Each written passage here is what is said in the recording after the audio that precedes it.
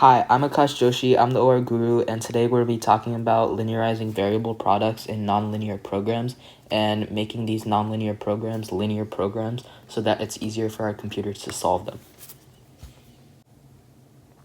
Now let's do a demonstration so that I can show you how to linearize variable products. Let's look at the example problem. So there's a company that has a machine that makes two products with two limited resources.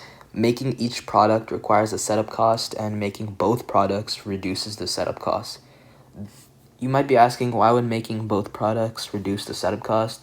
This is because if the products are similar enough, some steps to make the product that the machine does, these steps might overlap between both products, and the machine can spend less time on the second product.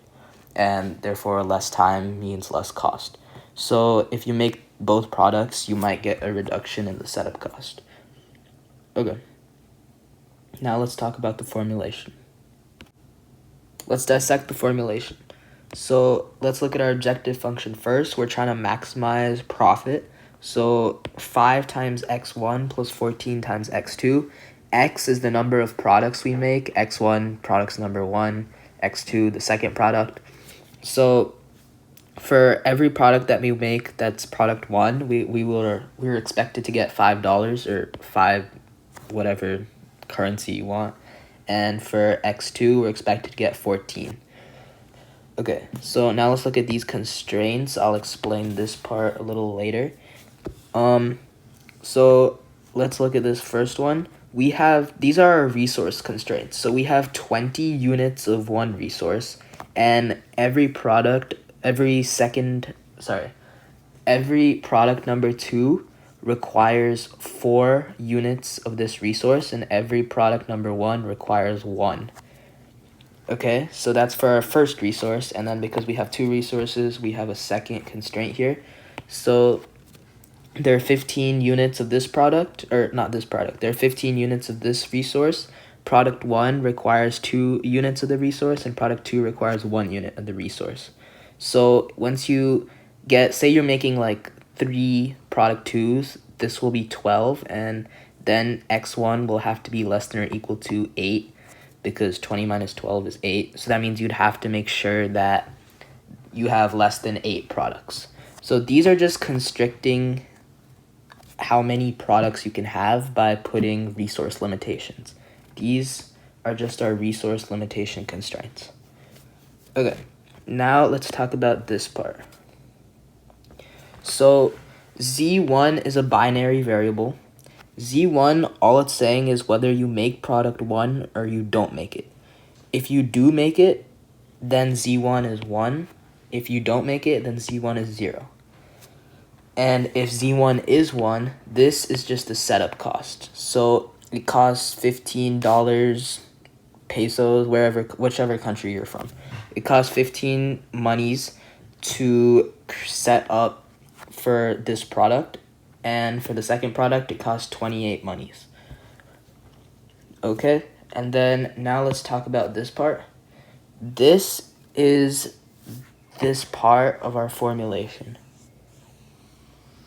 It says making both products reduces the setup cost. So if we make both products, then Z1 will be equal to 1, Z2 will be equal to 1, and we will save 12 monies, $12. Okay, and remember, we're trying to maximize this. This right here is just a profit function per machine. And this over here is just kind of limiting how many products we can make. Okay.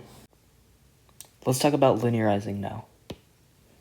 So obviously we want to set z1 times z2 equal to w. This way we don't have a nonlinear quantity in our formulation. Instead, we just have a linear one with one variable. And of course, we can't set w equal to z1 and times z2 and put that in our formulation, because then our formulation is still nonlinear. So instead, we have to use inequalities to define this right here. Okay, so now let's look at this table. That way we can understand how I came up with these.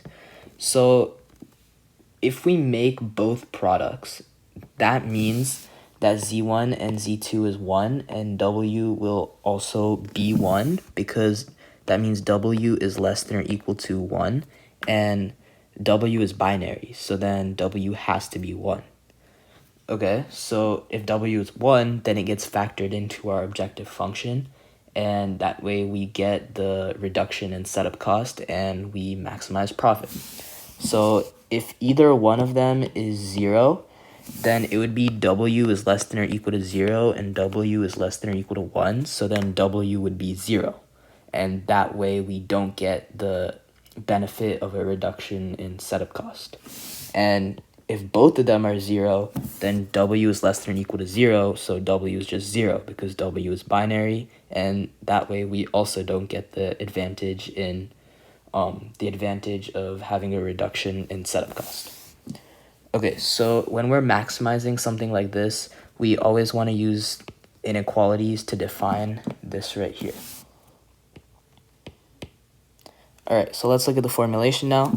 We replace z1 times z2 with w, and then we define w over here. W is less than or equal to z1 and z2, and then it's always important to define that w is binary.